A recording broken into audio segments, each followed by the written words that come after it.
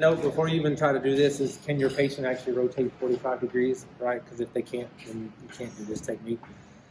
The focus of your manipulation is CT junction. It's a side bending manipulation. It's not a rotational manipulation. It's not an extension manipulation. What you're trying to do is take up slack in the CT junction. It's a quick little side bend here. So you'll have your patient prone. You'll typically want a towel or a pillow. Their head's kind of halfway on, halfway off, right? So see how he's kind of lying at an angle. That's what I'm essentially going to do is that, right? I'm trying to de-rotate his head so my thrust can come back and be in the side bending, right? Can you flip your head around this way? Just because the camera, I don't want to stick your hand. There we go. And then scoot this way from me a little bit. So you typically want the table fairly low with this because you're going to be good buddies with your patient.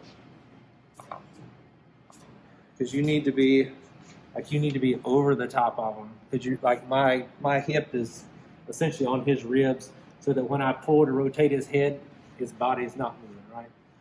That's my stabilizing force.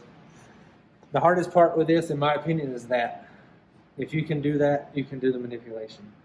The patient has to be relaxed, so your hand has to be comfortable.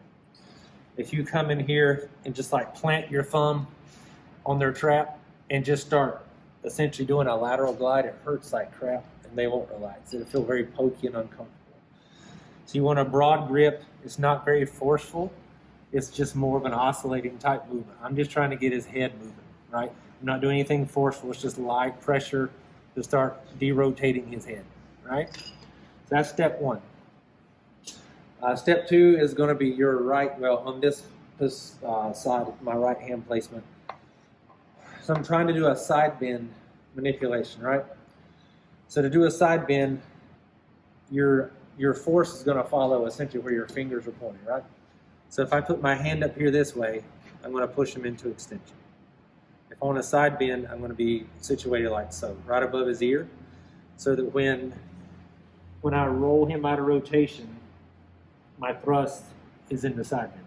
If you're here, you're going to jam him into like an extension quadrant. It's going to be very uncomfortable for the patient. So your hand position is important because, again, your force is going to follow kind of where you're pointing.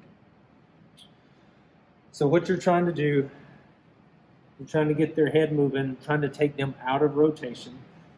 All the while you're doing that, you're taking up a little more side bend each time, right? Just trying to stiffen him up.